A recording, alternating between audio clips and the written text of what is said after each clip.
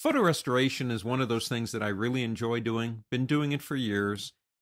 The tools in Photoshop have advanced to the point that it makes it a lot easier for photo restorationists to do their jobs. For example, we have a tool over here in this area called the Healing Brush tool. Now, this is the one we're going to start with because that's the first one that we got. The Healing Brush tool, when used correctly, heals, in a sense, areas. Now, how does it do that? Well, if we come over to an area and rub on it, like if we rub on that little spot right there, let's make this bigger so we can see more stuff. If we come over here, say, and rub on one of these spots, it will look at the surrounding area and heal it. That's the primary purpose. But with the Healing Brush tool, we have another option. We have the ability to choose the area in the image that we feel best represents the area to heal it by alt-clicking. If I come over here, just need a small brush, don't need something very big. These areas generally here would be close to what's going on here, here, and here. So if I come over here and hold down the Alt key and click, I'm saying sample and use that area. And if I move over here, you can see how it covers it. But you want to just move around just a little bit and then let go. As you can see, it's gone. I defy you to find that area. Now you notice I'm going over lighter areas and it's lightening them up. Understand what you're doing by that Alt click. You're not really sampling color as much as you are sampling the texture of what that background would have been.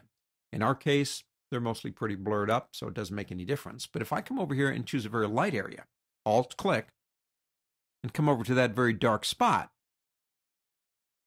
it still will fix it. Why? Because it's working with texture in a sense, and it's trying to blend the areas into texture based on what's surrounding it. So the Healing Brush tool, as you can see, Alt-click again, gives us the ability to heal areas. What we're doing is we're averaging those areas out. Now, we do have some options. For example, if you come up here, we can actually use blending modes on the healing process. In the case of most restoration, that's not really necessary, but we can change how the information that we're using to blend with the other information is actually put together. Blending modes. We can choose a sampled area, that's what we're doing, or you can actually select and use a pattern if you have a pattern that's very close to the pattern that would have been used or was existing in that image when it was first created. You can align the sample. Now, when you align it, that means the sample always follows you. For example, let's go ahead and return to the sampled option here. If I come over here and click, see where my cursor is in relationship to the little circle. It's off a little bit and up and to the right. If I move over here, way over here, the cursor is still where it was originally. That's because I'm not aligning to that sample. If I turn aligned on and come over here and say Alt-click, you'll notice when I move here, there's the plus sign. If I move over here, the plus sign stays aligned with the cursor wherever I move. If you turn that off, it always goes back to the original sampling piece.